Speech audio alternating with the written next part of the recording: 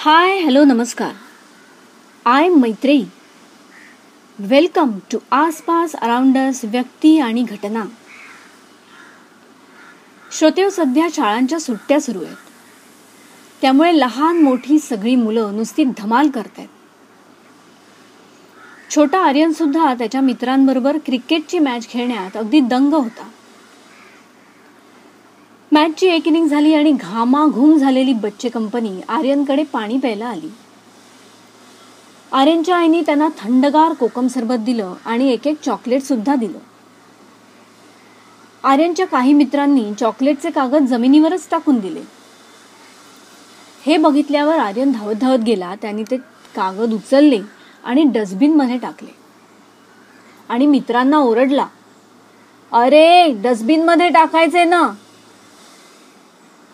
आर्यनची आई हे सगळं कौतुकाने बघत होती.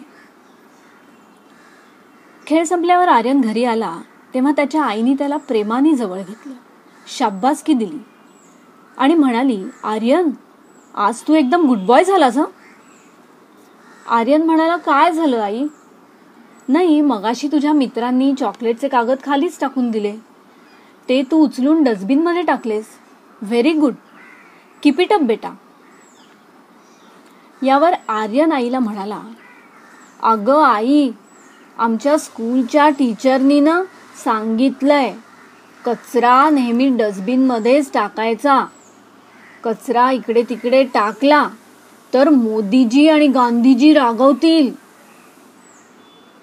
आर्यनच्या आईला एवढं हसू आलं, पण ते तिने आवरलं आणि त्याला म्हणाली, तुमच्या टीचरनी अगदी बरोबरच सांगितलंय, कचरा नेहमी डस्टबिन मध्येच टाकायचा.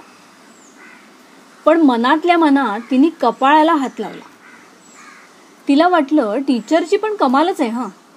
मुलांनी कचरा इकडे तिकडे टाकू नये म्हणून असं कारण सांगतात का? पण खरं श्रोते हो, आपला परिसर, आपलं घर स्वच्छ ठेवण्यासाठी मोदीजी, गांधीजी किंवा आणखीन कुणी रागवायची गरज आहे का? हा साधा कॉमन सेन्स नाहीये का? आपण आपलं घर जास्तीत जास्त स्वच्छ ठेवण्याचा प्रयत्न करतो, पण घराचा उंबरठा ओलांडून बाहेर पडलो की आपली स्वच्छतेची जबाबदारी जणू संपतेच. ती जबाबदारी मग आपण सरकारवर ढकलून मोकळे होतो. म्युन्सिपाल्टीचे सफाई कामगार दिवसातून 2-2दा मोठ्या मेहनतीने रस्ते, सार्वजनिक ठिकाणं साफ करत असतात. पण त्यांचं साफ करून होतंय न होतंय तोच तो परिसर खराब व्हायला सुरुवात होते. आता याला जबाबदार कोण? तर याला जबाबदार आपण सगळेच. लहानांपासून मोठ्यांपर्यंत, गरिबांपासून श्रीमंतांपर्यंत आणि अडाण्यांपासून सुशिक्षितांपर्यंत अगदी सगळे. आपण काही उदाहरणं बघूया. शाळा सुटल्यावर बरीच मुलं शाळेबाहेर असणाऱ्या फेरीवाल्यांकडून खाऊ घेतात आणि त्याच्या पिशव्या, कागद, स्ट्रॉज रस्त्यावरच टाकून देतात. बरोबर त्यांचे पालक असले तरी तेही त्यांना तेच सांगतात, टाकून दे बाजूला. बसमधून उतरल्यावर बरीच जण बसचं तिकीट तिथेच रस्त्यावरच टाकून देतात. ट्रेनमध्ये बऱ्याच जणी भाजी निवडतात, साफ करतात आणि काही जणी त्याची सालं बाकाखाली सारून देतात, नाहीतर मग सरळ खिडकीच्या बाहेर. हल्ली मोठ्या मोठ्या ऑफिसेसमध्ये लंच टाइम झाला की आजूबाजूच्या रस्त्यांवर राऊंड मारायची फॅशन आहे. राऊंड मारता मारता कडक इस्त्रीच्या कपड्यातले हे स्त्री पुरुष चणेदाणे खातात, आईस्क्रीम खातात, पेस्ट्रीज खातात आणि फिरता फिरता यातले काही जण चण्याची पुडी, केळीची सालं, आईस्क्रीमची रॅपर्स असं फुटपाथवर टाकून मोकळे होतात. महागड्या कारमधून हिंडणारी काही जण सिगरेट ओढत कार चालवतात. ही गोष्ट तर चुकीचीच आहे, पण अर्धवट जळलेली सिगरेट रस्त्यावर टाकून द्यायला त्यांना काहीही वाटत नाही. रस्ते आणि भिंती खराब करण्याचा आणखीन एक किळसवाणा प्रकार म्हणजे पानाच्या पिचकाऱ्या. एकदा काय झालं, स्टॉपवर बस उभी होती आणि ती पकडण्यासाठी मागून एक बाई धावत धावत येत होती. तेवढ्यात बसमधला एक माणूस बसच्या मागच्या दारात आला आणि त्याने पचकन पानाची पिचकारी मारली. आपण एक पाऊल जरी पुढे असतो तरी काय झालं असतं ह्या कल्पनेनेच त्या बाईला एवढी घाण वाटली आणि ती जोरात ओरडली, शी, काय हे, जरा बघून तरी थुंकायचं. आणि तो माणूस, तुम्हाला बघून चढता येत नाही का, असे भाव त्याच्या चेहऱ्यावर होते. सॉरी बिरी म्हणणं तर बाजूलाच, पण निर्लज्जपणे तो त्याच्या जागेवर जाऊन बसला. या सगळ्या उदाहरणांवरून आपल्या एक गोष्ट लक्षात येते, ती म्हणजे आपण आपला परिसर एखादा हक्क बजावत असल्यासारखा खराब करत असतो. ते करताना लाजेची, शरमेची भावना आपल्या मनाला जरा सुद्धा शिवत नाही. आता यातलीच काही मंडळी जेव्हा परदेशीत जाऊन येतात तेव्हा मात्र तिथल्या स्वच्छतेचं अगदी तोंड भरून कौतुक करतात.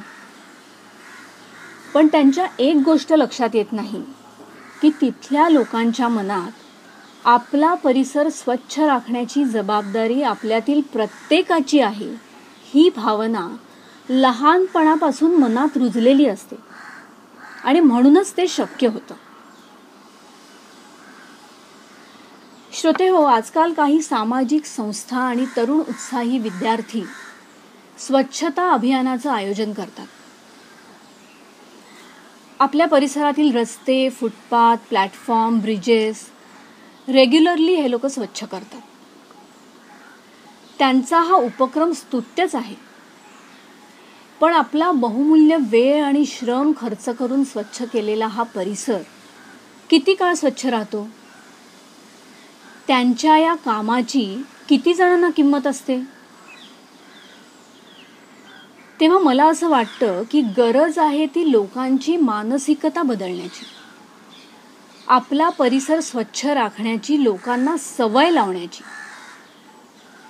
या दृष्टीने जर या संस्थांनी किंवा तरुण विद्यार्थ्यांनी काही काम केलं तर त्याचा परिणाम कायमस्वरूपी राहील.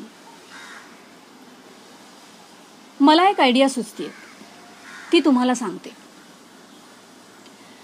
या सामाजिक संस्थांच्या कार्यकर्त्यांनी, विद्यार्थ्यांनी छोटे छोटे ग्रुप्स तयार करायचे. वेगवेगळी ठिकाणं आणि वेळा ठरवून घ्यायच्या आणि त्या ठिकाणांवर रेग्युलरली उभं राहायचं. तिथे जो कोणी कचरा टाकताना दिसेल त्याला ताबडतोब तो उचलून कचरा कुंडीत टाकण्याची रिक्वेस्ट करायची.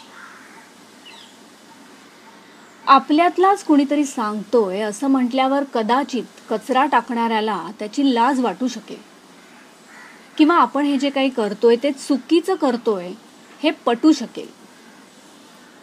एकाचं बघून दुसरा करेल आणि हळूहळू लोकांना ही सवय लागेल.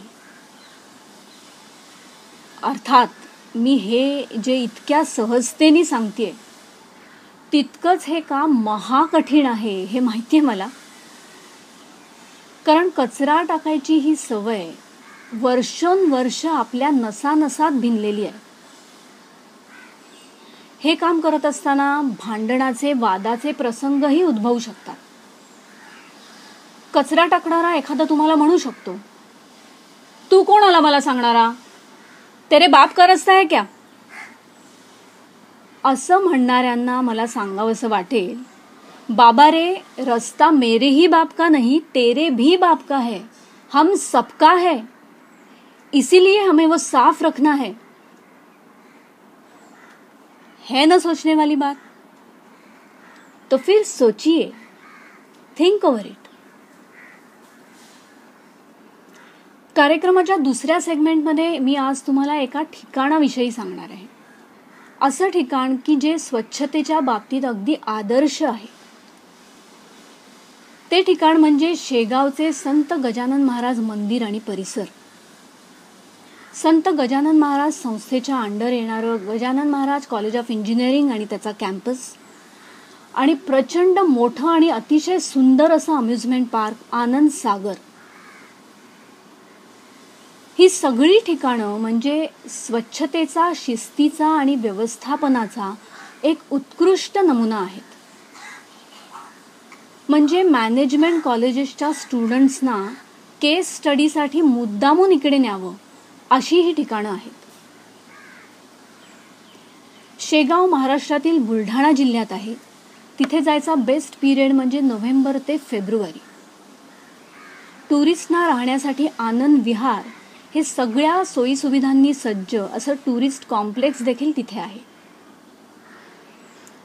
आता आपल्यातले काही जण म्हणतील आम्ही देऊळ, देवस्थानं, मठ, महाराज अशा ठिकाणांना नाही जात, आमचा नाही विश्वास. पण या लोकांनाही मला सांगावंसं वाटेल की आपल्या देशात फॉरेन सारखी वेल मेंटेन ठिकाणं असू शकतात याचा अनुभव घ्यायचा असेल तर शेगावच्या या ठिकाणांना नक्की भेट द्या. मला खात्री आहे की तिथल्या स्वच्छतेला, शिस्तीला आणि व्यवस्थापनाला सलाम केल्याशिवाय तुम्ही राहणार नाही. श्रोते, वेळ होते कार्यक्रमातून तुमचा निरोप घेण्याची. तुम्हाला हा कार्यक्रम आवडला असेल तर खूप साऱ्या लाईक्स द्या. तुमच्या फ्रेंड्सना आणि नातेवाईकांनाही जरूर ऐकायला सांगा. आणि हा चॅनल सबस्क्राईब करायला विसरू नका. परत भेटूया आसपास अराउंडर्स व्यक्ती आणि घटना या कार्यक्रमाच्या पुढील भागात पुढील रविवारी, नेक्स्ट संडे. तोपर्यंत मैत्रेयीचा टाटा बाय बाय.